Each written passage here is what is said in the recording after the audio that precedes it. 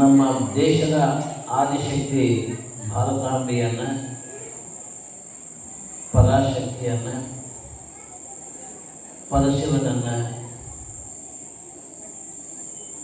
ನಮ್ಮ ಆರಾಧ್ಯ ಗುರುಗಳನ್ನು ಸ್ಮರಣೆ ಮಾಡ್ತಾ ಈ ನವರಾತ್ರಿಯ ನಿಮಿತ್ತವಾಗಿ ಇಡೀ ನಮ್ಮ ಭಾರತ ದೇಶದ ತುಂಬ ಬರೀ ಒಂದು ಕರ್ನಾಟಕ ಒಂದೇ ಅಲ್ಲ, ಇಡೀ ನಮ್ಮ ಭಾರತ ದೇಶವನ್ನೇ ಪೂಜೆ ಮಾಡ್ತಕ್ಕಂಥ ಭಾರತಾಂಬೆ ಇದು ವಿಜಯದಶಮಿ ಒಂದು ಹಬ್ಬ ಇದೆ. ಆ ಒಂದು ಹಬ್ಬದ ಈ ಭಾರತಾಂಬೆ ನೆಲೆಸಿರ್ತಕ್ಕಂಥ ಹಾವು ರಾಮ, ಅದು ಭಾರತಾಂಬೆಗೆ ಒಂದು ಶಕ್ತಿಯಾಗಿ ಇಲ್ಲಿ ಜಾಮವ ಅಂತ ನಾವು ಕರಿತೇವೆ. ಈ ಜಾಮವನ ದಿವ್ಯ ಪ್ರಕಾಶದಲ್ಲಿ ಪ್ರತಿ ವರ್ಷದಂತೆ ಈ ವರ್ಷ ಕೂಡ ವಿಶೇಷ ಅಂದರೆ ಇಲ್ಲಿವರೆಗೂ ಶಾಸ್ತ್ರಗಳಿಂದ ಪ್ರವಚನ ಮಾಡಿಸ್ತಾ ಇದ್ದೇವೆ. ಸುಮಾರು ನಾವು ಬಹಳ ವರ್ಷದಿಂದ ಈ ಸಾಮೂರಿಗೆ ಸಮಯ ಗಾಂಧಿಯವರ ದೇವಸ್ಥಾನ ಟ್ರಸ್ಟಿಗಳ ವಸತಿ ಆಮೇಲೆ ದಳವಾಯಿ ಮಠನ ಒಂದಿದೆ, ಒಂದು ಅನಾದಿ ನಿರಂಜನ ಜಂಗಮ ಕ್ಷೇತ್ರ ಅಂತ ಕರೀತಾರೆ. ಅದು ಜ್ಯೋತಿರ್ಲಿಂಗ ದೇಶ. ಅಲ್ಲೇನೂ ಬರ್ತಾ ಇದ್ವಿ, ಅಲ್ಲಿ ಕಾರ್ತಿಕ್ ಮಾಸದ ಕಾರ್ಯಕ್ರಮ ನಡೀತದೆ. ಇಲ್ಲಿನೂ ಕೂಡ ದೇವಿ ಜಾತ್ರೆ ಬರ್ತಾ ಇದ್ವಿ. ನಿಮ್ಮೆಲ್ಲರ ಭಕ್ತಿ ಭಾವದೊಂದಿಗೆ ಶರಣ ಬಂಧುಗಳೇ, ಆದಿಶಕ್ತಿ ಅಂತ ನಮ್ಮ ಪೂಜ್ಯರು ಇವತ್ತು ಜಗದೇವ ಮಲ್ಲಿಬಮ್ಮ ಮಹಾಸ್ವಾಮಿಗಳು ಅವರು ನಿರಂಜನ ಜಂಗಮ ಪರಂಪರೆಗಿರ್ತಕ್ಕಂಥ ಮಹಾಪೂಜ್ಯ ಕ್ಷೇತ್ರ. ಆ ಪೂಜ್ಯರ ಒಂದು ಜಂಗಮವಾಣಿಯಿಂದ ಆ ದೇವಿ ಶಕ್ತಿಯನ್ನು ನೀವು ಕೇಳ್ತಾ ಬಂದಿರಿ. ಆ ಪೂಜ್ಯರಲ್ಲಿ ಪ್ರಣಾಮಗಳನ್ನು ಸಲ್ಲಿಸಿ ಅವರ ಜೊತೆಗೆ ಸಂಗೀತ ಕಲಾಬಂಧುಗಳೇ, ಸದ್ಭಕ್ತಿ ಸಂತಾನ ಶ್ರೇಷ್ಠ ಆಗಿರ್ತಕ್ಕಂಥ ಯಾವತ್ತೂ ದ್ಯಾಮವನ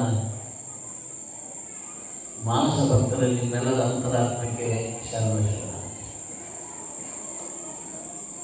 ಈ 10 ಗಂಟೆ 9 ಮೇಲೆ 10 ಬಾಯಾಗಿದ ತುತ್ತು ಕಲ ಮುಂದೆ ಗೊತ್ತು ಕಲ ಹತ್ತು ನಿಲ್ಲು ಜಾಗ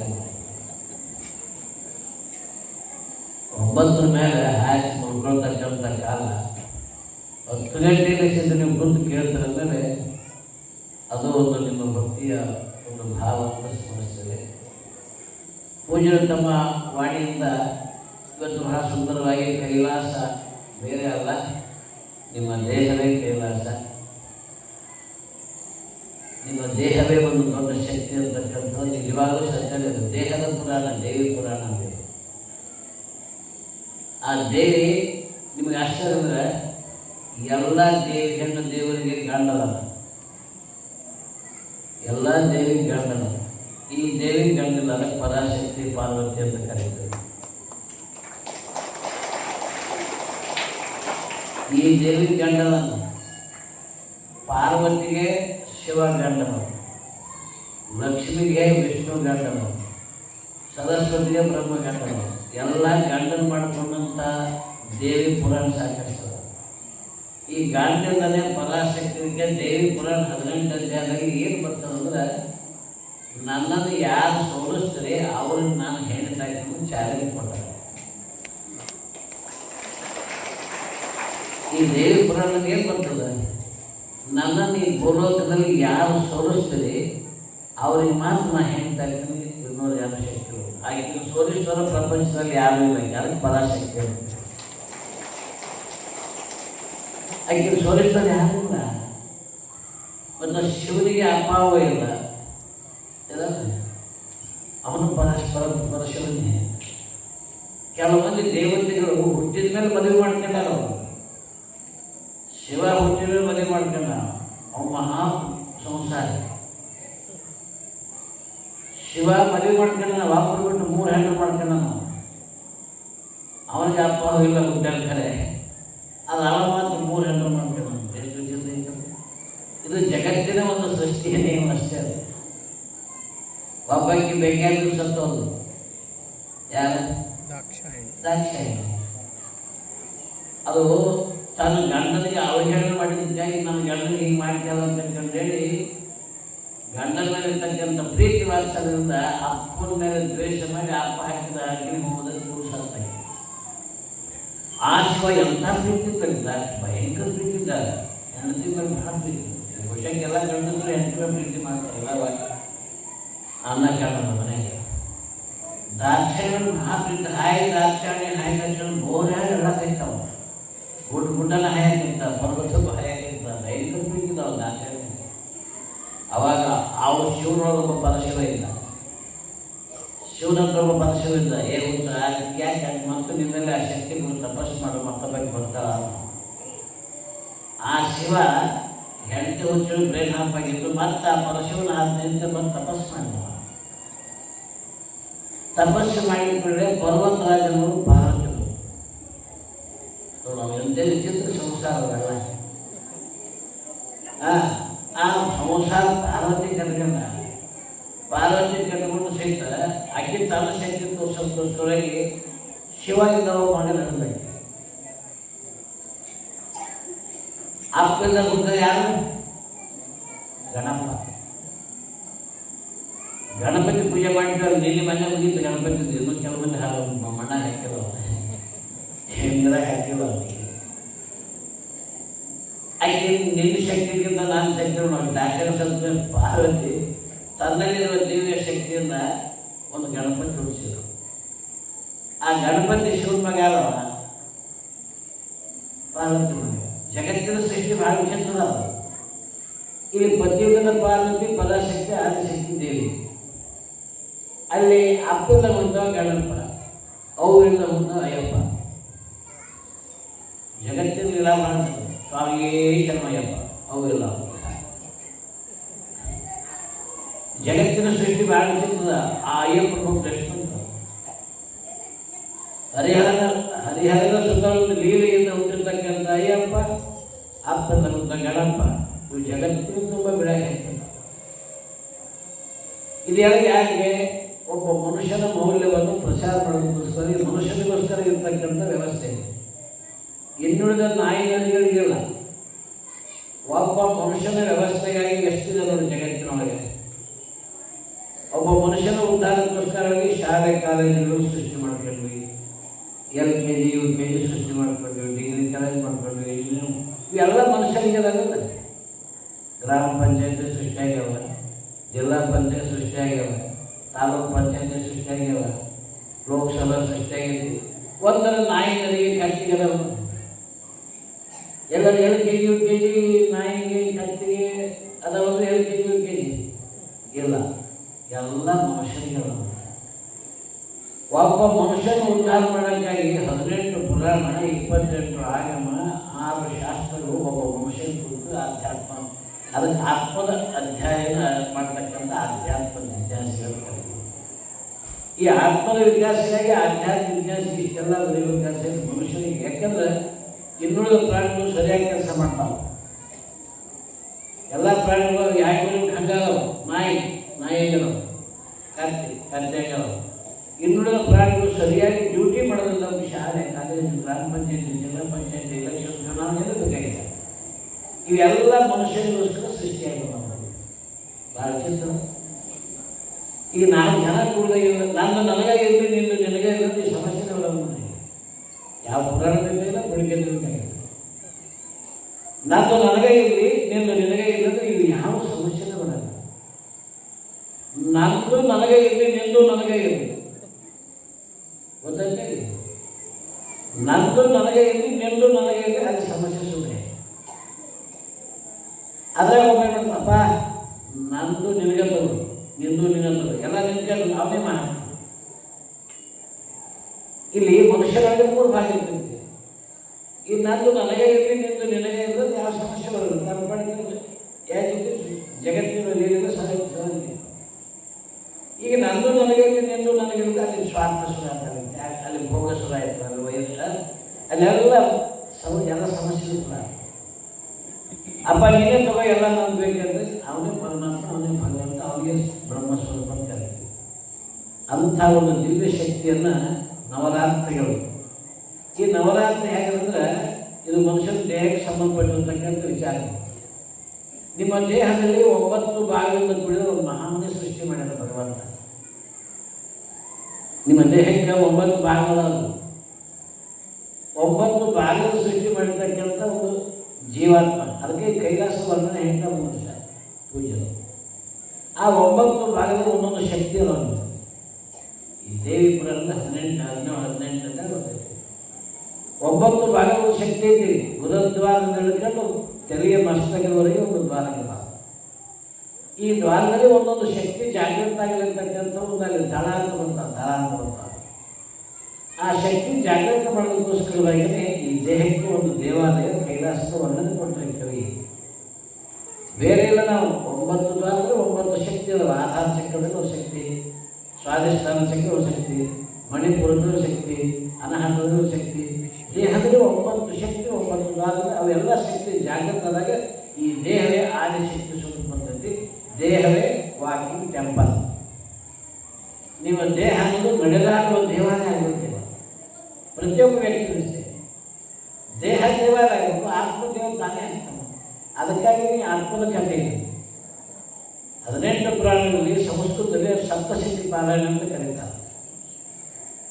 18 ಪುರಾಣದೊಳಗೆ ಇದು ಆದಿಶಕ್ತಿ ಕಥೆಯಲ್ಲಿ ಸಪ್ತಶಕ್ತಿ ಪಾರಾಯಣ ಅಂತ ದೇವಿ ಪುರಾಣ ಬರ್ತದೆ. ಅದು ಹೆಚ್ಚಾಗಿ ಬ್ರಾಹ್ಮಣರೆಲ್ಲ ದೇವಾಲಯ, ನಮ್ಮಲ್ಲಿ ಶಿವಸೀರೆ ಮಾರಿಕಮ್ಮ ದೇವಾಲಯ. ಇಷ್ಟೆಲ್ಲ ಕಥೆಗಳು ನಾವು ಹೆಂಗೆ ಬೇಕಾದ್ರೆ ಕಥೆ ಸೃಷ್ಟಿ ಮಾಡ್ಕೊಂಡಿವ್ರಿ. ನಿಮಗೆಲ್ಲ ಭಾಳ ಆಶ್ಚರ್ಯ ಅನಿಸುತ್ತೆ ನನಗೆ. ದ್ಯಾಮವ್ವನ ಅಷ್ಟೇ, ಮಾರ್ಯಮ್ಮನ ಅಷ್ಟೇ. ನಮ್ಮಲ್ಲಿ ದೇವಿಗೆ ಗಂಡಗಳ ಪರಾಶಕ್ತಿ ಅಂತ ಪುರಾಣ ಹೇಳ್ತದೆ. ನಾವು ದೇವಿಗೆ ಮದುವೆ ಮಾಡಿ ಗಂಡನ ಮಾಡಿದ್ವಿ. ಭಾಳ ಆಶ್ಚರ್ಯ ಇದೆ. ದೇವಿ ಗಂಡ ಯಾಕೆ ಕ್ವಾಣ. ದೇವಿ ಗಂಡನ ಕ್ವಾಣ. ನಾನು ಶಿರ್ಷಿ ಮಾಡಿದಾಗ ಈ ಮಾರಿಕಮ್ಮ ಬಿಡಕ್ಕೆ ಬೋರ್ಡ್ ಹಾಕ್ತಾರೆ. ಬೆಫಲ ಇಲ್ಲಿ ಮಾರಿಕಮ್ಮ ಹಜಬಣ್ಣ ನಾನು ಶಿರ್ಷಿ ಮಾರಿಕಮ್ಮ ದೊಡ್ಡ ಮಾಡಿದ್ದು ಆನೆ ಬರೀ ಬರೀ ಬಾಳೆ ನೀರ ಕೊಡಿಗೆ ಮೊದಲೆಲ್ಲ ಬಾಳೆ ದಪ್ಪ ಇದು ಆನೆ ಬರೀಗೆಲ್ಲ ಅದಕ್ಕೆ ಬೋರ್ಡ್ ಹಾಕಿದ್ರು. ಬೆಫಲ ಇಲ್ಲಿ ಮಾರಿಕಮ್ಮ ಹಜಬಣ್ಣ. ಯಾವಾಗ ಮದುವೆ ಮಾಡಿರೋ ಯಪ್ಪ. ನಾನು ಅಲ್ಲಿ 9 ಪುನಃ ಹೇಳಿ ಮೊದಲು ಸಂಧಿಸ್ತೇನೆ. ದೇವ್ರ ಪುರ ಹೇಳಿ ನೀವು ಯಾವ ಕಥೆ ಇದು ಪುರಾಣ ಶಾಸ್ತ್ರ ಬೇಕಿಲ್ಲ. ನಿಮ್ಮ ಕೈಗೆ ದೇವ್ರು ಹುಡ್ತಾವ, ನಿಮ್ಮ ಕೈಗೆ ಸಾಯ್ತಾವ. ಅವು ಮನುಷ್ಯರ ಕೈಗೆ ದೇವ್ರು ಹುಡ್ತಾವ, ನಿಮ್ಮ ಕೈ ಸಾಯ್ತಾವ. ಬೇಕಂದ್ರೆ ದೇವ್ರು ಹಾಕೋರ ದೇವ. ಅವು ದ್ಯಾಮವ್ವ ತಾಯಿ ಅಂತ ಕರೀತೀರಿ. ಒಪ್ತೇನೆ ನಾನು. ನಿಮ್ಮ ಪ್ರಶ್ನೆ ಬೇಕು. ಅವು ದ್ಯಾಮವ್ವ ನೀವೆಲ್ಲರೂ ಹೋಗ್ತೀರಿ. ಪ್ರತಿಯೊಬ್ಬರು ಮಾನವರು ಹೋಗ್ತೀರಿ. ಅವು ದ್ಯಾಮವ್ವನ ಆಪ್ಯಾದ್ರೆ ಪಾಣಪ್ಪ ನಾವು ಪಾಣಿ ಮಾಡ್ತಾರೆ. ಎಂಥ ವಿಚಿತ್ರ ಭಾಷೆ ಉಪನ್ಯಾಸಗಳ. ಅವರು ಶಿರ್ಷಾಗಿ ಉದ್ಯೋಗದ ಕೂಡ ಹಾಕ್ಯಾರ. ಇದು ನಾವು ಬೇಕಾ ಹಾಕಿರ್ತಾರೆ. ಅವ್ರ ಮುಂದೆ ಹಾಕೊಂಡು ಕಡಿತೀವಿ. ನಾವು ಭಾರತ ಈಗೆಲ್ಲ ಮಾಡ್ತೀವಿ. ದೊಡ್ಡ ಜಾತ್ರೆ ಅವ್ರ ಮುಂದೆ ಹಾಕೊಂಡು ಕಡಿತೀವಿ. ಆಪ ಸತ್ತ ಅವತ್ತು ಅವ್ರ ಮೇಲೆ ಮ್ಯಾಲ ಮೂರ್ತಿ ಹಾಕಿರ್ತೀವಿ. ಕಾಯಿ ಎಲ್ಲ ಮಾಡ್ತೀವಿ ನಾವು. ಹೋಗಿ ಆಮೇಲೆ ಆ ಪುಸ್ತಕಗಳು ಅವ್ರು ಆಡ್ಕೊಂಡು ನನ್ನ ಕೈಯಲ್ಲಿ ಮುಗಿತೀವಿ, ಮುಟ್ಟಿರ್ತೀವಿ. ಎಲ್ಲ ಬೆಳಗ್ಗೆ ಹಾಕಿ ಎಷ್ಟು ವಿಚಿತ್ರ ಅಭ್ಯಾಸಗಳ. ನಮ್ಮಲ್ಲಿ ಕ್ವಾಡಿ ನಿಮ್ಮನ್ನು ಕಡಿತರು ರಕ್ತದ ಕಾಲುವೆ ಚರಂಡಿ ಗಟರದ ನೀರು ಹರಿಯಬೇಕು.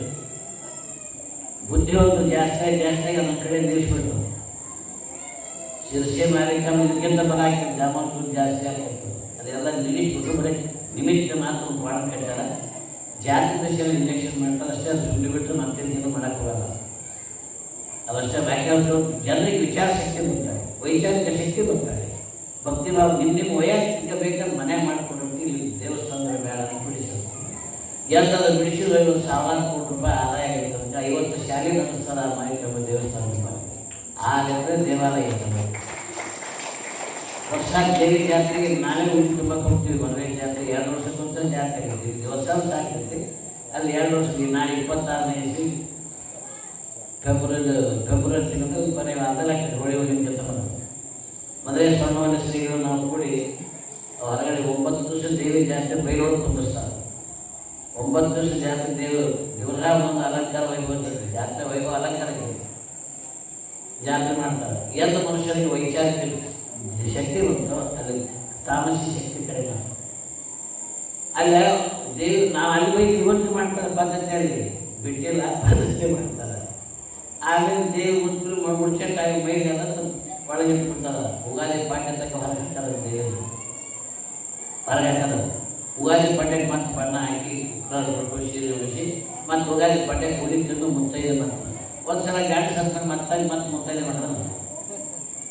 ಅಂದ್ರೆ ಜನಗಳಿಗೆ ಯಾವ ರೀತಿಯಾಗಿ ಸಂಪರ್ಕ ಮಾಡ್ತಾರೆ ಒಂದ್ಸಲ ಅದು ಅಜ್ಞಾನಿನೂ ಹೌದು, ಸುಜ್ಞಾನ ಬರೋದಿಲ್ಲ. ಆದರೆ ಇದು ನಿಮ್ಗೆಲ್ಲೂ ಚೇಂಜ್ ಮಾಡೋಕ್ಕಾಗಿಲ್ಲ. ಆದರೆ ದೇವಿ ಶಕ್ತಿ ಹೋಗ್ತಿದೆ, ಎಲ್ಲರೂ ದೇವಿ ಶಕ್ತಿಯನ್ನು ಹೋಗ್ತಿದೆ, ದೇವಿ ಬಗ್ಗೆ ಹೋಗ್ತಿದೆ, ಎಲ್ಲರೂ ಭಕ್ತಿ ನಡ್ಕೊಂತಾರೆ. ಇದರ ಅರ್ಥ ಏನಂತ ಕೇಳಿದ್ರೆ ನಮ್ಮ ದೇಹವೇ ದೇವಾಲಯ ಮಾಡತಕ್ಕಂಥ ಕೊನೆ ನಿಮ್ಮ 17-18ನೇ ಅಧ್ಯಾಯದಲ್ಲಿ ಒಂದೊಂದು ಶಕ್ತಿಗಳು ಬರ್ತಾವೆ. ಇವಾಗ ನಾನು 23, ನನಗೆ 80 ವಯಸ್ಸಿಗೆ 80 ವಯಸ್ಸಿದೆ. ನನಗೆ ಸುಮಾರು ಒಂದು 50 ವರ್ಷ ಬರೀದ್ರೆ ಜೀವನಕ್ಕೆ ಪುರಾಣ ಪ್ರಪಂಚದಲ್ಲಿ 100 ಇರ್ತಿದ್ದೆ. ನಾವು ದಿನಕ್ಕೆ ಒಂದೊಂದು ಮಠದ ನಂಬ್ತಿದ್ದೆ. ನಾವು 150-4 ಎಕರೆ ಜಮೀನು ದೇಶದಿದ್ದಾಗ ಸರ್ಕಾರ ಕೊಟ್ಟಿದ್ದು ಜಮೀನು. ದಿಢೀರ್ನ ಬಂದು ನಾವು 40 ಎಕರೆ ಕೊಟ್ಟು ಚಾರಿಟಿ ಮಾಡಿದ್ರು. ಅದನ್ನು ತಗೊಂಡು ಮಠ ಕಟ್ಕೊಂಡು ಕೂತ್ಕೊಂಡ್ವಿ. ಆ ಮಠ ಕಟ್ಟಿದ ಮೇಲೆ ಒಂದು 500 ಜನ ವೈದಿಕರು ತಯಾರಾದರು, ನಿಮ್ಮಂಥ ಕಲಾಕಾರ ಸಂಗೀತಗಾರ ತಯಾರಾದರು. ಬಂದಾಗ ಸುಮಾರು ಒಂದು 2,000 ಜೊತೆ ಬಡವರು ಬೆಂಬಲ ಮಾಡಿಬಿಟ್ವಿ. ದೇವರು ಮಾಡಿದಾಗ ಪ್ರತಿ ವರ್ಷ ಫೆಬ್ರವರಿ ತಿಂಗಳು ಒಂದು ಮಠ ಭಕ್ತರನ್ನು ಉದ್ಧಾರ ಮಾಡ್ತಕ್ಕಂಥ ಕ್ಷೇತ್ರಕ್ಕೆ ಹರಿದೇವ್ರ ಮಠ. ಅವಾಗ ನಮ್ಮ ಗುರುಗಳು ಕರ್ಕೊಂಡ್ಬಂದಿವಿ ಕರಸ್ತಂದ್ರನಿಗೆ, ಇಲ್ಲಿ ನಮ್ಮ ಸ್ವಾಮಿಯರಿಗೆ ಎಲ್ಲರೂ ಪೂಜೆ ಮಾಡ್ಕೊಂಡು ಮನೆಯಲ್ಲ ನಮ್ಮ ಗುರುಗಳ ಜೊತೆ. ಈಗಿನ ದೇವಸ್ಥಾನ ಅಪ್ಪೋರಿದ್ದವಲ್ಲಿ NS ಮಾಮನ ದೇವಸ್ಥಾನ ಅವಾಗೆಲ್ಲ ಬಂದಿದ್ದೀವಿ. ನಾವು ಮೊದಲದಾಗ ಬಂದಿವಿ. 50 ವರ್ಷದಿಂದ ಈ ಊರಿಗೆ ಬರ್ತಾ ಇದ್ದೀವಿ. ದಳವಾಯಿ ಮಠಕ್ಕೂ ಸಂಪರ್ಕ ಇದೆ, ಧ್ಯಾನ ಗುಡಿಗೆ ಸಂಪರ್ಕ ಇದೆ. ಶರಣ ಬಂಧುಗಳು ನಿಮ್ಮಲ್ಲಿ ಭಕ್ತಿ ಭಾಳ ಇದೆ, ಭಾವ ಇದೆ. ನಾವೆಲ್ಲ ದೇಹ ಅನ್ನೋದು ದೇವಾಲಯ ಬರಬೇಕು, ಮತ್ತೊಬ್ಬರಿಗೆ ಅನ್ಯಾಯ ಮಾಡಿ ದ್ವೇಷವನ್ನು ಬಿಡಬೇಕು, ಪ್ರೀತಿಯನ್ನು ಸಾಧಿಸಬೇಕು. ದೇವರ ಈ ಪುರಾಣದ ಮುಖ್ಯ ಗುರಿ. ಈ ಪುರಾಣ ವೈಶಿಷ್ಟ್ಯ ಅಂದರೆ ದ್ವೇಷ ಬಿಡಬೇಕು, ನಾವು ಪ್ರೀತಿ ಸಾಧಿಸಬೇಕು. ಆವಾಗ ನಿಮ್ಮಲ್ಲಿ ದೈವ ಶಕ್ತಿ ಪ್ರಾರಂಭ. ಈಗ ಇನ್ನೂ ಕಠಿಣ ಕಾಲ ಬರ್ತದೆ ಬಂಧುಗಳೇ. ಈ ಶುಭ ಕಾಲ ತಿಳ್ಕೋಬೇಡಿ. ಈ ವರ್ಷ ಬರೀ ಇಂಡಿಯಾಗೆ ಜಲಪ್ರಳಯ. ಈ ವರ್ಷ ಇಂಡಿಯಾ ಜಲಪ್ರಳಯ. ಒಂದೊಂದು ಏರಿಯಾದಲ್ಲಿ ಒಂದು ರಾಜ್ಯಗಳು ಪೂರ್ತಿ ನೀರಿಗೆ ಕೊಚ್ಕೊಂಡು ಹೋಗ್ಬಿಟ್ಟಿದೆ. ನಮ್ಮ ಕರ್ನಾಟಕ ಇವತ್ತು ಅತಿವೃಷ್ಟಿಯಲ್ಲಿ ಇವತ್ತೆಲ್ಲ ರೈತರ ಪರಿಸ್ಥಿತಿ ಗಂಭೀರ ಇದೆ. ನಂದೇ ಇವತ್ತು ಅದೇ 30 ಎಕರೆ ಜೋಳ ಹಾಕಿ ನೆಲ ಪೂರ್ತಿ ಲಾಸ್ ಆಗಿತ್ತು. 400 ಕ್ವಿಂಟಲ್ ಹಾಕಿತ್ತು ಪೂರ್ತಿ ನೆಲ. ಇದರ ಅರ್ಥ ಏನಾಯ್ತದೆ? ಜಗತ್ತು ನಮಗೆ ರೈತರಿಗಂತೂ ಸುಖ ಇದೆ. ರೈತ ಭಾಳ ಕಷ್ಟಪಡ್ತಾನೆ. ರೈತರಿಗೆ ಸುಖ ಕೊಡೋರು ಯಾವ ರಾಜಕಾರಣಿಗಳು ಯಾರೂ ಕೊಡೋಕ್ಕಾಗಲ್ಲ, ನಮಗೂ ಕೊಡೋಕ್ಕಾಗಲ್ಲ. ರೈತ ತನ್ನ ಆತ್ಮವಿಶ್ವಾಸವನ್ನು ಗೆಲ್ಲಬೇಕೆ ಹೊರತು ಜಗತ್ತಿಗೆ ಅನ್ನ ಹಾಕುವ ರೈತರಿಗಿಂತ ಯಾವ ಮಿನಿಸ್ಟ್ರು ಅನ್ನ ಹಾಕಲ್ಲ. 175 ಕೋಟಿ ಭಾರತೀಯ ಜನಸಂಘದಲ್ಲಿ ಬರೀ 25 ಕೋಟಿ ಇಡೀ ಪ್ರಪಂಚಕ್ಕೆ ಅನ್ನ ಹಾಕ್ತಕ್ಕಂಥ ಧೀಮಂತ ಶಕ್ತಿ ಯಾವುದಾದ್ರು ರೈತ. ಆ ರೈತ ದಿನಾಲು 100 ಪ್ರಾಣಿಗಳನ್ನು ಕೊಡ್ತಿರ್ತಾನೆ. ಅದೇ ರೈತನಿಗೆ ಶಾಪ. ರೈತನಿಗೆ ಶಾಪ ಕೊಟ್ಟಿದ್ದೇವೆ. ನಮ್ಮ ಮನೆಗೆ ಗೋ ಶಾಪ ಕೊಡ್ತಾರೆ, ಎತ್ತು ಶಾಪ ಕೊಡ್ತೈತೆ. ಯಾರು ಎತ್ತು ಕಟ್ಟೋದಿಲ್ಲ. ನಾವು ನುಡಿಸ್ಕೊಂತ ಹೋಗಿ ಮತ್ತೆ ಕಷಾಯ ಕಲಿಕೊಳ್ಳೋರು ನಾವೇ. ಅದೇ ಶಾಪ ರೈತನ ಕಟ್ಟಬೇಕು. ನಮ್ಮ ದೇಶದ ಹಸುಗಳು ಜವಾರಿ ಹಾಕಲೇವು. ನಮ್ಮ ಸಂಸ್ಕೃತಿ ನಾಶ ಮಾಡೋಕ್ಕೆ ಈ ಜರ್ಸಿ ಹಾಕಬೇಕು. ಜರ್ಸಿ ಹಾಕಿ ಎತ್ತಲ್ಲ ಎಮ್ಮೆಂತೆ ಕೊಂಡಲ್ಲ ಕಿವಿ ಒಂದು ಕೂಡ ಬಾಯಿ ಒಂದು ಅದ್ರ ಹಾಲು ತಿಂತೀವಿ ನಾವು. ನಾವೆಲ್ಲ ಜರ್ಸಿ ಮಾಡೋದಾಗಿರ್ತೀವಿ. ನಾವು ಏನಾಗಿದ್ದೀವಿ ರೈತರು ಗೊತ್ತಾ? ಶರಣ ಬಂಧುಗಳೇ, ನಾನೊಬ್ಬ ರೈತ ಆಗಿದ್ದೀನಿ. ನನಗೆ ಕೊಡ್ಲಿಕ್ಕೆ 40 ಎಕರೆ ಐತೆ, 80 ಎಕರೆ ಆಸ್ತಿ ಹೊಡೆದಿದೆ. ನಾನು ಏನು 10-20 ವರ್ಷ ಮಾಡೋದ್ರಿಂದಲೇ ಫಲ. ನಾನು 6-8 ಗಂಟೆ ಕಂತ ಮಾಡಿದೆ. ಜಗತ್ತಿನೇನೋ ರೈತರ ಬಗ್ಗೆ ಹೇಳ್ಬೇಕಂತ ಆದಿಶಕ್ತಿ ನಂಬರ್ ನೀವು ಹೇಳ್ತೀವಿ. 1 ಎಕರೆ 40 ಎಕರೆಗೆ 2 ಗಂಟೆ ಎತ್ತಿನ ಗೊಬ್ಬರ ಹಾಕಿಬಿಟ್ಟು ಸಾವಯವ ಕೃಷಿ ಹಾಕಿದ್ದು. ನಿಮ್ಮ ಫರ್ಟಿಲೈಸರು ಯೂರಿಯಾ ಗೊಬ್ಬರ ಯಾವುದು ಬೇಕಾಗಿಲ್ಲ. ಅದನ್ನು ನಾನು ಮಾಡ್ತಾ ಇಲ್ಲ. ಮಳೆಯಲ್ಲೇ ಬೆಳೀತಕ್ಕಂಥ ಕೃಷಿಗೆ ಆಗುತ್ತಾರೆ. ಅಂಥ ಅಭ್ಯಾಸ ನೀವು ತಪಸ್ಸುಗಳಾಗಬೇಕು ರೈತರು. ನಾವೆಲ್ಲ ಹೇಳಿ ಅದು ನಾನು ಮಾಡಿದ್ದೆ ಗುಡ್ಡ ಬ್ರಹ್ಮಾಂಡ ನಾನೇ ಶ್ಲೋಕ ಅಂತ. ಗುಡ್ಡ ಅವರಷ್ಟು ಆಗಬೇಕು ನಾನು ಶುರು ಮಾಡಿದ್ದೆ. ಇವತ್ತು ನಾವೆಲ್ಲ ಬೆಳಗಾಗಿ ನಾನು ಹೇಳ್ತೀನಿ, ನಾವೆಲ್ಲ ಭೂಮಿ ತಾಯಿ ನಂಬದೆ ಚಟಕ್ಕೆ ಬಲಿಯಾಗಿಬೇಡ್ರಿ, ವ್ಯಸನಕ್ಕೆ ಬಲಿಯಾಗಿಬೇಡ್ರಿ. ರೈತರಿಗೆ ನಾನು ಕಳಕಳಿ ಹೇಳೋದು. ಆಕರ್ತದೆ. ಸುರತರ ವೃಕ್ಷದೊಳಗಲ್ಲ, ಸುರದೇನು ಪಶುವಿನೊಳಗಲ್ಲ, ಶಿಷ್ಯನ ಭಾವಕ್ಕೆ ಗುರು ನರನಲ್ಲ. ಗುರುವೇ ಪರಮೇಶ್ವರನು ಭಾವಿಸಬಲ್ಲ ಆತನ ಶಿಷ್ಯನಿಗೆ. ಇವತ್ತು ನಾವು ಪೂಜೆಗೆ ಹೇಳಿದರೆ ಕಾಯಿ ಕೈಲಾಸವಲ್ಲ, ನಾವು ದೇವರಿಗೆ ತೆಂಗಿನಕಾಯಿ ಹೊಡಿತೇವೆ. ತೆಂಗಿನಕಾಯಿ ಹೊಡಿತಾರೆ, ಹೀರಿಕಾಯಿ ಹೊಡಿತಾರೆ, ಚವಳಿಕಾಯಿ ಹೊಡಿತಾರೆ, ಮೆಣಸಿನಕಾಯಿ ಹೊಡಿತಾರೆ. ಕಾಯಿ ಅನ್ನೋ ಶಬ್ದ ಭಾಳದವ. ಹೀರಿಕಾಯಿ, ಚವಳಿಕಾಯಿ, ಬೆಂಡೆಕಾಯಿ, ಮೆಣಸಿನಕಾಯಿ, ಬಾಳೆಕಾಯಿ ಎಲ್ಲ ಅದ. ಆ ತೆಂಗಿನಕಾಯಿ ಇರ್ತಲ್ಲ, ಈ ಕಾಯಿಗೂ ಆ ತೆಂಗಿನಕಾಯಿಗೂ ದೇವರಿಗೆ ಒಂದೇ ಶಬ್ದ. ಇಷ್ಟು ತಿಳ್ಕೊಂಡ್ರಿ ನೀವು, ಭಾಳ ಹೇಳೋದು. ತೆಂಗಿನಕಾಯಿಗೆ ಈ ಮನುಷ್ಯನ ಕಾಯ, ದೇವರ ಕಾಯ ಎರಡು ಒಂದೇ. ತೆಂಗಿನಕಾಯಿಗೆ 3 ಕಣ್ಣದಾವ, ಭಗವಂತನಿಗೆ 3 ಕಣ್ಣದಾವ, ನಿಮಗೂ 3 ಕಣ್ಣದಾವ. ಇಲ್ರಿ ಅಡ್ಡ ಒಂದು 2 ಹೊರಗೆ ಕಾಣ್ತವೆ. ರಾತ್ರಿ ಮಲ್ಕೊಂಡು 1 ಕಣ್ಣು ಅಡ್ಡಾಡ್ಬೇಕು. ಈ 2 ಕಣ್ಣಿನಾಗ ಮನೆಗೂ ಸಾಯ್ತೀವಿ ಹುಡುಗರಿಗೆ.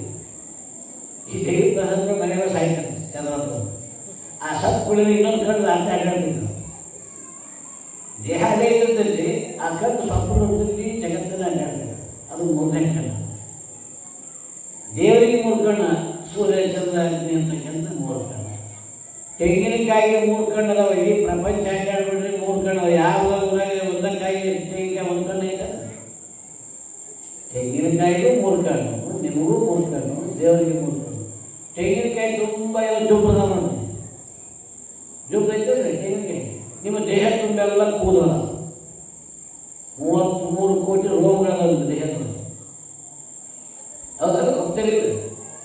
ತೆಂಗಿನಕಾಯಿಗೆ ಚಿಪ್ ಐತಿ, ನಿಮ್ಮ ದೇಹಕ್ಕೆ ಚಾಲನೆ. ತೆಂಗಿನಕಾಯಿ ಚಿಪ್ ಐತಿ, ನಿಮ್ಮ ದೇಹಕ್ಕೆ ಚಾಲನೆ. ತೆಂಗಿನಕಾಯಿ ಒಳಗೆ ನೀರು ಐತಿ, ನಿಮ್ಮ ದೇಹದೊಳಗೆ ಶುದ್ಧವಾದ ಮನಸ್ಸು. ಆ ಮನಸ್ಸು ಐತೆ ತೆಂಗಿನ ನೀರು. ತೆಂಗಿನಕಾಯಿ ಒಳಗೆ ಕೊಬ್ಬರಿ ಅದ, ನಿಮ್ಮ ದೇಹದೊಳಗೆ ಕವರ್ ಅದ.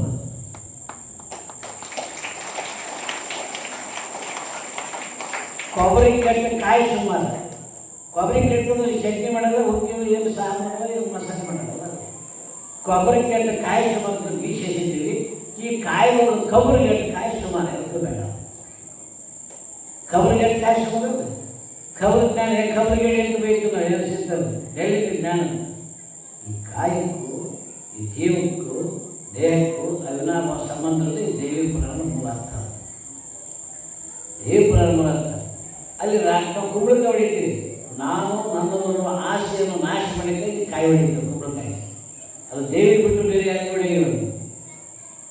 ಯಾಕೆಂದ್ರೆ ನಾನು ದಿನಾಲು ದೇವಿ ಪಾರಾಯಣ ಮಾಡ್ತಿರ್ತೇವೆ. ಪೂಜೆ ಪ್ರಭುಲಿಗೆ ಪಾರಾಯಣ ಮಾಡ್ತೀವಿ, ಸಿದ್ಧಾಂತ ಶಿಕ್ಷಣ ಪಾರಾಯಣ ಮಾಡ್ತೀವಿ.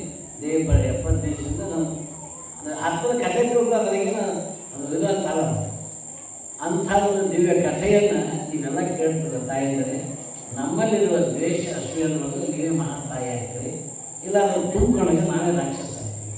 ಅದಕ್ಕೆ ರೈತರಿಗೆ ಕಳಕಳಿಯಿಂದ ಹೇಳೋದಷ್ಟೇ, ನಾವೆಲ್ಲ ಸಾವಯವ ಕೃಷಿ ಬೆನ್ನು ಹತ್ತಬೇಕು. ಇವತ್ತು ನಿಮಗೆ ನಮಗೆ ರಕ್ಷಣೆ ಮಾಡೋಕ್ಕೆ ಯಾವ ಸರ್ಕಾರ ಇವತ್ತು ಬರೀ ಪರಿಹಾರ ಅವ್ರು ಏನು ಮಾಡ್ತಾರೆ? ಇವತ್ತು ಒಂದೊಂದು ಊರಲ್ಲಿ ಬದುಕೊಂಡಾಗ ನರೇಂದ್ರ ಮೋದಿ 1000 ಕೋಟಿ ಪರಿಹಾರ ಕೊಟ್ಟನ. ಬರೀ ನಾವು ಹಂದಿನೂರ ಒಂದು ಸಣ್ಣ ರೈತರು ಬೇಕಾಯ್ತು, ಒಂದೊಂದು ಊರಿಗೆ 106 ಕೋಟಿ ರೂಪಾಯಿ ಬೆಳೆ ನಾಶ ಆಗೈತೆ. ಆ ಪರಿಹಾರ ಕೊಡೋಕ್ಕಾಗುತ್ತೆ ಅವ್ರಿಗೆ? ಯಾವ ಮಂತ್ರಿ ಮಹೋದಯರು ನಿಮಗೆ ಪರಿಹಾರ ಕೊಡೋಕ್ಕೆ ಸಿಕ್ಕಿಲ್ಲ. ನಿಮ್ಮ ಆತ್ಮಧೈರ್ಯ, ನಿಮ್ಮ ಆತ್ಮಬಲ ನಿಮ್ಗೆ ಶಕ್ತಿ ಕೊಡ್ತದೆ. ರೈತನ ಭಾಳ ಕಳ್ಕೊಳ್ಳಿ. ನಾನು ರೈತನಾಗಿ ನಿಮಗೆ ಹೇಳ್ತೀನಿ, ನಮಗೆ ರಕ್ಷಣೆ ಕೊಡ್ತಕ್ಕಂಥ ಯಾವ ಮಿನಿಸ್ಟ್ರು ಇಲ್ಲ, ಯಾವ ಸರ್ಕಾರ ಬಂದಿರ್ತದಲ್ಲ, ನಮ್ಮ ಆತ್ಮಬಲವನ್ನು ನಮ್ಮ ರಕ್ಷಣೆ ಮಾಡಬೇಕಾಗ್ತದೆ. ಅಂಥ ಆತ್ಮಬಲ ತುಂಬಿಕೊಳ್ಳೋದೇ ಈ ದೇವಿ ಪುರಾಣದ ಮೂಲಕ ಇದು ಪವರ್ ಚಾರ್ಜಿಂಗ್ ಸೆಂಟರ್ ಮಾಡ್ಕೋಬೇಕು. ಆ ದೃಷ್ಟಿಯಿಂದ ಪ್ರತಿಯೊಬ್ಬರ ಮನೆಗೆ ನಮ್ಮ ಜವಾರಿ ಹಾಕ್ಲಾ ಕಟ್ತೀವಿ. ನಾನು ದೊಡ್ಡಕೆರೆ ಮಾಡಿದಾಗ 50 ಹಾಕ್ಲ ಬರೀ ಜವಾರಿ ಸೀಮೆ ಹಾಕ್ಲಾ ಕಟ್ಟಿಲ್ಲ. ಅದು ಬರೀ ಕಲ್ಲು ಗುಡ್ಡ, ಗುಡ್ಯಾಕೆ ನೀರು ಸಿಗಲ್ಲ, ಬೆಳೆಯಾಕೆ ಭೂಮಿ ಸಿಗಲ್ಲ, ಬರೀ ಕಲ್ಲು ಮಣ್ಣು ನಾವು. ಅಂಥವ್ರಿಗೆ ನೀರು ಕೊಡ್ತೀವಿ, ಮೇವು ಕೊಡ್ತೀವಿ, ಎಲ್ಲವೂ ಕೊಡ್ತೀವಿ. ಗೀರ್ ತಳಿ ಸಾಕ್ತೀವಿ. ಗೀರ್ ತೈಲನ್ನು ಸಾಯಿ ತೈಲಿಗೆ ಹಾಕ್ಲ ಜರ್ಸಿ ಹಾಕಕ್ಕೆ ಚಲೋ ಹಾಲು ಕೊಡ್ತಾವೆ, ಒಳ್ಳೆ ಗಟ್ಟಿ ಹಾಲು ಕೊಡ್ತಾವೆ. ಅವು ನಾವು ಬ್ಯಾಟ್ಯಾಗ ಮಾರಿದ್ರೆ 100 ರೂಪಾಯಿ ಲೀಟ್ರ್ ಹಾಲು ಮಾರ್ತೀವಿ. ಬೆಣ್ಣೆ ಮಾರಾಟ ಮಾಡ್ತೀವಿ, 1,000 ರೂಪಾಯಿಗೆ ಮಾರ್ತೀವಿ. ಬೆಣ್ಣೆ ಮಾರಾಟ ಮಾಡ್ತೀವಿ 3,000, ಒಂದು ತುಪ್ಪ 3,000 ರೂಪಾಯಿ ಕಿಲೋ ಒಯ್ತಾರೆ ನಮ್ಮ ಹತ್ರ ಬಂದು. ಅದಕ್ಕೆ ನಾನು ರೈತ ನಿಮ್ಗೆ ಹೇಳ್ಬೇಕಂತಂದರೆ ಅದ್ರ ಗೊಬ್ಬರ, ಅದ್ರ ವಾಸನೆ, ಬರೀ ಅದು ಕೂಳು ಹೊಡೆದು ಒಣಗಿಸಿ ಮನೆಗೆ ಗೋಬಾನ ಹಾಕಿದ್ರೆ ಮನೆಗೆ ಸೊಳ್ಳೆ ಸಾಯ್ತಾವ, ಕ್ರಿಮಿಕೀಟಗಳು ಬರೋದಲ್ಲ. ಇವೆಲ್ಲ ನಮ್ಮ ರೈತರ ಮನೆಗಿಂತ ಸಹಿತ ನಾವು ಒಂದು ಮನೆಗಾರ ಟ್ಯಾಕ್ಟರ್ಸ್ ಹಾಕಿರ್ತೀವಿ ಒಂದೊಂದು. ಅವು ಯಾವ್ಯಾವ ಸುಡುಗಾಡು ನಾಯಿ ಸಾಕ್ತೀವಿ, ಸುಡುಗಾಡು ನಾಯಿ ಸಾಕ್ತೀವಿ ಮನೆಗೆ. ಯಾವ್ಯಾವ ಏನು ಬಾಕಿ ಒಂದು ಸೀಮೆ ಹಸ ಸಾಕ್ತೀವಿ, ಒಂದು ಒಳ್ಳೆ ಸೀಮೆ ಆಕಳ ಒಂದು ಒಳ್ಳೆ ಜವಾರಿ ಆಕಳ ಸಾಕಿದ್ರೆ ಅದು ಉಚ್ಚಿ ಬಿಡೋದ್ರಿಂದ ಮನೆಯಾಗ ರೈತರು ಭಾಳ ಚೆನ್ನಾಗಿದ್ರು. ಪಡಸಾಲಿ ಮುಂದೆ ಕೊಟ್ಟಿಗೆ ಕಟ್ಟಿದ್ರು. ಆ ಉಚ್ಚಿ ಹೊಡೆದ್ರಿಂದ ಆ ವಾಸನೆ ಬೆಳೆದ್ರೆ ಮನುಷ್ಯನ ರೋಗ ಎಷ್ಟು ನಾಶ ಆಗ್ತದೆ. ಅವು ಕೊಟ್ಟಿಗೆಗೂ ಸಂಬಂಧ ಇಲ್ಲ, ಇದಕ್ಕೂ ಸಂಬಂಧ ಇಲ್ಲ. ಹೀಗಾಗಿ ದೇಶ ಇನ್ನೂ ಅನಾಹುತಗೊಂಡಿದೆ, ನಾಶ ಆಗ್ತಾ ಬಂದಿದೆ, ಜಲಪ್ರಾಯ ಆಗ್ತಕ್ಕಂಥ ಸ್ಥಿತಿ ಬಂದಿದೆ. ಇನ್ನು ಮುಂದೆ ಅವೆಲ್ಲ ಪ್ರಾಣಿಗಳು ಸತ್ತರೆ ಕೈಲೇ ಕೆರೆ ಹೊಡೆದು ಬಿತ್ತು ಕಾಲ ಬರ್ತದೆ ಮುಂದಿನ ಭವಿಷ್ಯಕ್ಕೆ. ನಾವು ಎಲ್ಲಿವರೆಗೆ ನಮ್ಮ ವ್ಯಕ್ತಿತ್ವವನ್ನು ಬದಲಾವಣೆ ಮಾಡಿಕೊಳ್ಳೋದು, ಬರೀ ಪುರಾಣ ಕೇಳ್ತೀವಿ ಮನೆಗೆ ಹೋಗ್ತಾರೆ ಅಷ್ಟೇ. ಈಗ ಒಬ್ಬ ಸಾರು ಪುರಾಣ ಅಂತ ಊರಾಗ ಏಗಂತ ಹೇಳ್ಕೊಂಡು ಮನೆ ಮನೆ ಹೋಗ್ತಿಲ್ಲ. ಈಗಂತೂ ಮೈಕ್ ನಂತರ ಪುರಾಣ ಅವಾಗ ಹಂಗಿರಲಿಲ್ಲ, ಮನೆ ಮನೆಗೆ ತಂದು ಪ್ರಚಾರ ಮಾಡ್ಕೊಂಡು ಹೋಗ್ತಿಲ್ಲ. ಒಬ್ಬ ದಾಸ ಅಂತ ಶ್ರೀ ಗುರು ವಚನೋಪದೇಶವನ್ನಾಲಿಸಿ ಅಗಳಹುದು ನರರಿಗೆ ಮುಕ್ಕುತ್ತಿ ಅನ್ಕೊಂತ ಹೊಂಟವ. ಕೈಯಾಗ ಏಗಂತ ಹೇಳ್ಕೊಂಡು ಊರು ಮನೆ ಬರೀ ಅದನ್ನ ಹಾಕ್ಕೊಂಡು ಅವ್ರಿಗೆ ದೊಡ್ಡ ಸಾವುಕಾರ ಕಟ್ಟಿ ಮಾಡ್ಕೊತಿದ್ದ. ಈಗ ಏನು ಸಾರು ಹಿಂಗೆ ಕೊಡ್ತಾನೆ, ನಾವು ಎಲ್ಲ ಮನೆಗೆ ಮುಂದೆ ಹಾಗೆ ಹೇಳ್ಕೊಂಡು ಎಲ್ಲ ಮನೆಗೆ ಮುಂದೆ ಹಾಕ್ತಾರೆ. ನಮ್ಮ ಮನೆಗೆ ಬರ್ಬೋದು ಅಂತ ಏನು ಅವು ಕಟ್ಟಿ ಮಾಡ್ಕೊಂಡು ಕಾಲು ಮಾಡ್ಕೊಂಡು ದೊಡ್ಡ ಸಾವುಕಾರ ಅಂತ ಹೊಡ್ಸಲಿ ದಾಸ ಬಾಯಿಲ್ಲ. ಅಲ್ಲೋ ಮದುವೆ ಮನೆಯಿಂದ ಹಿಡ್ಕೊಂಡು ನಮ್ಮ ಮನೆಯೆಲ್ಲ ಒಟ್ಟು ಇದು ಒಂದೇ ವಚನ ಹೇಳ್ತಾರೆ, ಮತ್ತೊಂದು ಹಾಡು ಬರೋದಲ್ಲಿ ಶ್ರೀ ಗುರು ವಚನೋಪದೇಶವನ್ನು ಆಲಿಸಿ ಆಡುವ ಒಂದು ಕೃತಿ ಅಂತೆಲ್ಲ ಬರೀ ಇದೊಂದು ಹಾಡಿದ ಹಾಡು ಕಿಸ್ಬಾಯಿದಾಸ ಬೈದ. ಆ ಸಾವುಕಾರ ಶ್ರೀಮಂತ ಸಾವುಕಾರ ಈ ದಾಸ ಹಾಡಿದ ಹಾಡು ಕಿಸ್ಬಾಯಿದಾಸ. ಏನಪ್ಪ ನಾವು ಕಿಸ್ಬಾಯಿದಾಸ ಅಂತ, ನೀವು ಯಾರಪ್ಪ ಅಂತ, ನಾವು ಸಾವುಕಾರ. ನಿಮ್ಮ ಅಪ್ಪ ಯಾರು? ನಿಮ್ಗಿಂತ ಯಾರಿದ್ರು? ನಮ್ಮ ಅಪ್ಪ ಇದ್ದ. ನಿಮ್ಮ ಅಪ್ಪಕ್ಕಿಂತ ಮುಂದೆ ಯಾರಿದ್ರು? ನಮ್ಮ ಅಜ್ಜಿದ್ದ. ಅಜ್ಜಕ್ಕಿಂತ ಯಾರಿದ್ರು? ನಮ್ಮ ಮುತ್ತಾಜಿದ್ದ. ಅವ್ರಪ್ಪ ಮತ್ತು ಅವ್ರು ಮಾಡಿದ್ದು ನೀವು ಮಾಡ್ಕೊಂಡು ಏನು ಹೊಸ ನಿಮ್ಮ ಅಪ್ಪ ನಿಮ್ಮವ್ರು ಲಗ್ನ ಮಾಡ್ಕೊಂಡು ನೀವು, ನಿಮ್ಮ ಅಜ್ಜ ನಿಮ್ಮ ಅಪ್ಪನ ಲಗ್ನ ಮಾಡಿ ಅವರು ಮಾಡ್ಕೊಂಡು ಮಾಡಿ ಇವ್ರು ಮಾಡಿದ್ದ ಮಾಡ್ಕೊಂಡು ನಾವು ಹಾಡಿದ್ದ ಹಾಡು ಕಿಸ್ಬಾಯಿಲ್ಲ, ನೀವು ಮಾಡಿದ್ದ ಬೇಡ ಚೆನ್ನಬಾಯಿಲ್ಲ ಸರ್. ಬರೀ ಅದನ್ನ ಮಾಡಿದ್ದ ಮಾಡ್ಕೊಂಡು ಬಂದಿರಮ್ಮ. ಹಂಗ ಸಂಸಾರದಲ್ಲಿ ಮಾಡಿದ್ದ ಮಾಡುವಾಗ ಸಾಧಿಸಿದ್ರಲ್ಲ ಈ ಗುರು ವಚನ ಉಪದೇಶವನ್ನಾಲಿಸಿದಾಗಲ್ಲ ಹೌದು ನನಗೆ ಮುಗಿದು. ಇದನ್ನ ಎಲ್ಲಿವರೆಗೆ ನೀವು ಮಾಡಲ್ಲ, ಎಷ್ಟು ಜನ್ಮ ಹೋದ್ರೆ ವೇಸ್ಟ್ ಬಾಡಿ ಅಲ್ಲ. ಹಾಗೆ ಎಲ್ಲಿವರೆಗೆ ನೀವು ಆದಿಶಕ್ತಿ ಪುರಾಣ ಹೆಂಗೆ ಕೇಳ್ಬೇಕಂತೀರ, ನಮ್ಮಲ್ಲಿರುವ ಕರ್ಮಗಳನ್ನು ನಾಶ ಮಾಡ್ತಾ ನಮ್ಮ ದೈವ ಶಕ್ತಿ ಸಾಕ್ಷಾತ್ಕಾರ ಆ ದೇವಿ ನಮಗೆ ಬರುವಂತ ನಮ್ಮ ಕೈಯಾಗಲ್ಲ. ಅಂಥ ಒಂದು ಸಾಕ್ಷಾತ್ಕಾರ ಆಗಲಿ ಅಂತ ಹೇಳೇ ನಿಮಗೆಲ್ಲ ಅವುಗಳೇ ಈಗೆಲ್ಲ ತೆರೆ ಮೇಲೆ ಶಾಲೆಗಳು ಹಣ್ಣಿ ಮೇಲೆ ಕುಂಕುಮ ಕೈಯಲ್ಲಿ ಬಡಿ ಕಾಲಲ್ಲಿ ಅಂದ್ರೆ 3-5 ಮುತ್ತೈದರಾಗಿ ಹೊಡಿತುಂಬಿಟ್ಟಿದ್ದೇವೆ. ಈಗ ಮುತ್ತೈದು ಇಲ್ಲ, ಹಣ್ಣಿ ಮೇಲೆ ಕುಂಕುಮ ಇಲ್ಲ, ಅವು ಚಿಕ್ಕರಂತ ಬೇಕೆಲ್ಲ ಕಟ್ಟಲು ಬೇಡದಾಗೆಲ್ಲ ಬಚ್ಚನ್ನ ಅನಿಸೋದು. ನಿಮ್ಮ ಸಂಸಾರ ನಿಮ್ಮ ನಾಟಗಳು ಬಚ್ಚನ್ನ ಇದ್ದೀಯ ಅವು ವಾಟ್ಸಪ್ನಾಗ ತೆಗೆದುಬಿಡ್ತವೆ. ಹಣ್ಣಿ ಮೇಲೆ ಕುಂಕುಮ ಇಲ್ಲ, ಕರಿಯಾಗಿ ಬಡಿಯಿಲ್ಲ, ಕಾಲ ಉಂಗುರಿಲ್ಲ, ತೆರೆ ಮೇಲೆ ಸೆರಗಿಲ್ಲ, ಗಾಡಿ ಅಂತೂ ಕಟ್ಟೋದು ಭಾಳ ಕಷ್ಟ. ಇವು 5 ಇಟ್ಕೊಂಡು ನಿಮಗೆ 35 ಗುಡಿ ತುಂಬ್ತಾರಂತ, ಗಣಸರಿಗೆ ಯಾರು ಗುಡಿ ತುಂಬ್ತಾರೆ? ಅಷ್ಟು ಭಾಳ ನಿಮ್ಗೆ ಇಟ್ಟಿರ್ತಾವೆ. ಅದು ಬಿಟ್ಬಿಟ್ಟು ಕೈಯಾಗಿ ಬಡಿ ಅವು ಶಾಲೆ ಕಾಲೇಜ್ ಬಂದಾವ. ನಿಜವಾದ ಇವತ್ತು ಎಂದು ಶಾಲೆ ಕಾಲೇಜ್ ಹೊಂಟ್ಯಾವ, ದೇಶಕ್ಕೆ ಒಂದು ದೊಡ್ಡ ಏಳಿಸಲು ಹತ್ತೈತೆ ನಮ್ಮ ದೇಶ. ನಮ್ಮ ಶಾಲೆ ಕಾಲೇಜುಗಳಲ್ಲಿ ಒಂದೇ ಒಂದು ಒಳ್ಳೆ ಹಾಡಿಲ್ಲ, ದೇವರ ಪ್ರಾರ್ಥನೆಗಳಿಲ್ಲ. ಯಾವ್ಯಾವ ಶಬ್ದ ತೆಗಿ ನೋಡಿ, LKG ಹಿಡ್ಕೊಂಡು ಡಿಗ್ರಿಗೆ IAS ಆಫೀಸರ್ ಹೋಗ್ರಿ. ಯಾಕೆ ನಮ್ಮ ಶಾಲೆಗಳನ್ನು ಸಹಿತ ನಮ್ಮ ಸಿಲೆಬಸ್ ಹೇಳ್ತಕ್ಕಂಥ ಅದಕ್ಕೆ ನಮ್ಮ ಪರ್ಮಿಷನ್ ಕೊಡಲ್ಲ ಗೌರ್ಮೆಂಟ್. ಸರ್ಕಾರವಾಗಿ ಏನು ಹೇಳ್ತಾರೆ ನಾವು ಮಾಡಬೇಕಂತ ನಮ್ಮ ಏಷ್ಯಾ ಖಂಡದಲ್ಲಿ ನಾವು ಮಾಡಿದಂಥ ಶಾಲೆ ಕಾಲೇಜು ಪ್ರಪಂಚದ ಯಾವ ರಾಜಕಾರಣಗಳು ಮಾಡಿದೆ ಅಂತ ಹೇಳ್ಬೋದು. ಆದರೆ ನಮ್ಮ ಮಾಡಿದ ಕಾಲೇಜು ನಮ್ಮ ಸಂಸ್ಕಾರ ಕೊಡ್ತಕ್ಕಂಥ ಸಿಲೆಬಸ್ಸು ನಮ್ಮ ಶಾಲೆಗಿಲ್ಲ. ಅದ್ಮೇಲೆ ಸರ್ಕಾರಗಳು ಅಮೇರಿಕದವರು ಪಾಶ್ಚಾತ್ಯರು ಏನು ಹೇಳ್ತಾರೆ ಆ ಸಿಲೆಬಸ್ ನಾವು ಪಾಠ ಮಾಡ್ತೀವಿ. ಅವು ಅಮೇರಿಕದ ಮಕ್ಕಳಾಗಿ ಬಂದು ನಮ್ಮ ದೇಶದ ಮಕ್ಕಳಾಗ್ಬೋದು. ನೀವು ಕೈಯಾಗ ಬಳಿ ಹಾಕೊಂಡು ನಿಮ್ಮ ಶಾಲೆಗೆ ಅಡ್ಮಿಷನ್ ಕೊಡೋಂಗಿಲ್ಲ, ಹಣೆ ಮೇಲೆ ಗುಂಪು ಹಾಕಿ ನಿಮ್ಮ ಶಾಲೆಗೆ ಬಿಡೋಂಗಿಲ್ಲ, ಕೈಯಾಗ ಬಳಿಯಾಗಿ ಬಿಡೋಂಗಿಲ್ಲ. ನೀವು ಹಂಗೆ ಸೀಮೆ ಹಾಸ ಬಂದಂಗೆ ಬರ್ತೀರಿ. ಸೀಮೆ ಹಾಸದ ಕೆಲಸ ಹಾಕಿಲ್ಲ, ಏನು ಹಂಗೆ ಬಂದುಬಿಡ್ತೀವಿ. ಬೆಂಗಳೂರಾಗ ಒಂದು ಮನೆ ಪೂಜೆಗೆ ಹೋಗಿದ್ದು, ದೊಡ್ಡ ಶ್ರೀಮಂತ ಬೆಳೆ ಬರ್ತೀವಿ ಮನೆ. ಅವು 20-30 ಜನ ಇತ್ತು. ಒಬ್ಬರು ಕೊಳ್ಳ ಹಾಡಿದ್ದಿಲ್ಲ, ಹಣ್ಣಿನ ಹೂವು ಬಿದ್ದಿದ್ರು, ಕೈಯಾಗ ಬೆಳೆದಿಲ್ಲ. ನಾನು ಕೇಳೋರು ಎಲ್ಲರೂ ಗಂಡಸ ಅಂತಾರೆ ಮನೆಯಾಗ ಅಂತೇಳಿ. ಎಲ್ಲರ ಮನೆಗೆ ಕಾಣಿಸ್ತಾರೆ. ಯಾಕೆ ಹೀಗೆ ನಮ್ಮ ಯಜಮಾನರಪ್ಪ ಅದ ಯಾವ ಹತ್ತಿ ಮೇಲೆ ಉಂಟಿಲ್ಲ ಬಳಿಯಿಲ್ಲ ಆಧಾರ ಉಂಟಿಲ್ಲ ಮತ್ತು ಕಾಣಿಸೋರಿಗೆಲ್ಲ ಇವೆಲ್ಲ ತೆಗಿತಾರೆ. ನೀವೆಲ್ಲ ನೀತಿ ಮುದ್ದೆಲ್ಲ ಕೇಳಿದ ಹೇಗೆ ಗೊತ್ತಾ ಲೇಟೆಸ್ಟ್ ಮಾಡೋದು. ಮತ್ತು ನೀವು ಹೊರಗಿನ ಶಾಲೆ ಕಲಿತು ಲೇಟೆಸ್ಟ್ ಮಾಡೋದು ಬರೋದು ಈ ಪುರಾಣ ಪುಣ್ಯಕ್ಕೆ ಈ ಸಾಮ್ಯ ಅಂತ ನೀವು 4 ಕಾಸು ಕೊಡ್ತೀರಿ. ನೀವು ಹೊಗಳಿಗೆ ನಾವು 4 ಕಾಸು ಹೋಯ್ತು ಅಂತ ನಿಮ್ಮನ್ನು ಉದ್ಧಾರ ಮಾಡೋದು ನಮಗಿಲ್ಲ. ನಾವು ಮುಂದುವರೆದು ಒಬ್ಬ ಭಕ್ತರಿಗೆ ಮೋಕ್ಷ ಕೊಡಿದ್ದು ಸಿದ್ಧಗಂಗೆಲ್ಲ 10,000 ಜನ ಓದ್ತಾರಲ್ಲ. ಮೋಕ್ಷ ಕೊಡಿ ಬುದ್ಧಿ ಅಂತ ವಾಪನ ಮಕ್ಕಳು ಬರೋಲ್ಲ. ನನಗೆ ಇಂಜಿನಿಯರ್ ಕೊಡಿ, ನನ್ನ ನೌಕರಿ ಕೊಡಿ, ನನ್ನ ಶಾಲೆ ಕಲಿಸಿ ಅಂತ ಹೇಳ್ಬಂತು ಅಂತ ನನ್ನ ಮಗನಿಗೆ ಮೋಕ್ಷ ಕೊಡಿ ಅಂತ ಒಬ್ಬರು ಮಾಡಕ್ಕೆ ಮನೆ ಬಿಡಕ್ಕೆ ಬರಲ್ಲ. ಈಗೆಲ್ಲ ಯಾಕೆ ಹೇಳ್ತಾನೆ ಕೇಳಿದ್ರೆ ನಾವೆಲ್ಲ ಅದೇ ನಗರಾಗಿದ್ದೀವಿ. ನಾವು ನಿಮ್ಮಂಥವ್ರು ಉದ್ಧಾರ ಮಾಡೋದೇ ನಾವೆಲ್ಲ ಉದಾಹರಣೆ ಅಂದ್ಕೊಂಡು ಹೆಜ್ಜಾಗಿ ಊಟ ಮಾಡೋದು ಮುಂಜಾನೆ ನಿಮ್ಮನ್ನು ಉದ್ಧಾರ ಮಾಡೋದಕ್ಕೋಸ್ಕರವಾಗಿ ನಾವು ಶಾಪ ಕೊಟ್ಟು ನೀವು ಹೆಚ್ಚಾಗಿ ಊಟ ಬೆಳೀರಿ, ನೀನು ಉದಾರ ಹರೀರಿ, 3 ಹರಿ ಬಂದು ನಂದಿಕ್ಕೇಳಿ ನಿನ್ನ ಮೋಶ ನಿರ್ಮೋಶ ಆಗೋದು ಬೈ ಕಷ. ನಮ್ಮ ಮೋಶ ನಿರ್ಮೋಶ ಮಾಡಿ ನಿಮ್ಮ ಮೋಶ ಬೆಳೆಸಕ್ಕೆ ಬಂದೀವಿ. ನೀವು ಮೊದಲು ಮೋಶ ನಿರ್ಮೋಶ ಆಗಿರ್ತೀರಿ. ನಿಮ್ಮಂಥವ್ರಿಗೆ ಎಷ್ಟು ಪುರಾಣ ಹೇಳಿದ್ರೆ ಕಲ್ಮಾಲ್ ಬೆಳೆಸೋದನ್ನು ಹಾಕಿರ್ತೀರಿ. ನಿಮ್ಮಂಥವ್ರು ಪುರಾಣ ಹೇಳೋದು ಕಲ್ಮಾಲ್ ಬೆಳೆಸೋದು ಎಲ್ಲರೂ ಒಂದೇ ಆಗ್ತದೆ. ಹಾಗಾಗಬಾರ್ದು. ಇದು ಭಾರತೀಯ ಭವ್ಯ ಪರಂಪರೆ ಇದೆ. ನಮ್ಮ ಭಾರತಕ್ಕೆ ಹೇಳ್ತೀವಿ ಬೋಲೋ ಭಾರತ್ ಮಾತಾಕ್ಕೆ. ಒಬ್ಬರನ್ನ ಆ ತಾಕತ್ತಿದೆಯಲ್ಲ ಅವೆಲ್ಲ ಶಕ್ತಿ ಬೋಲೋ ಭಾರತ್ ಮಾತಾಕ್ಕೆ ಅವು ಶಕ್ತಿ ಶಕ್ತಿ. ನಮ್ಮ ದೇಶಕ್ಕೆ ಭಾರತ ಮಾತಾಕ್ಕೆ ಅಂತ ಕರಿತೀವಂತೂ ಬೇರೆ ಯಾರು ಆಫ್ರಿಕಾ ಹೇಳಿಲ್ಲ. ನಮ್ಮ ದೇಶಕ್ಕೆ ಭಾರತ ಮಾತಾಕ್ಕೆ ಅಂತ ಕರಿತೀವಿ, ಬೋಲೋ ಪಿತಾಕ್ಕೆ ಅಂತ ಕರೆದ್ರು. ನಮ್ಮ ದೇಶವೇ ತಾಯ್ನಾಡು, ಅದಕ್ಕೆ ಭಾರತ ಮಾತಾಕ್ಕೆ ಅಂತ. ಅದನ್ನ ಬೋಲೋ ಭಾರತ್ ಮಾತಾಕ್ಕೆ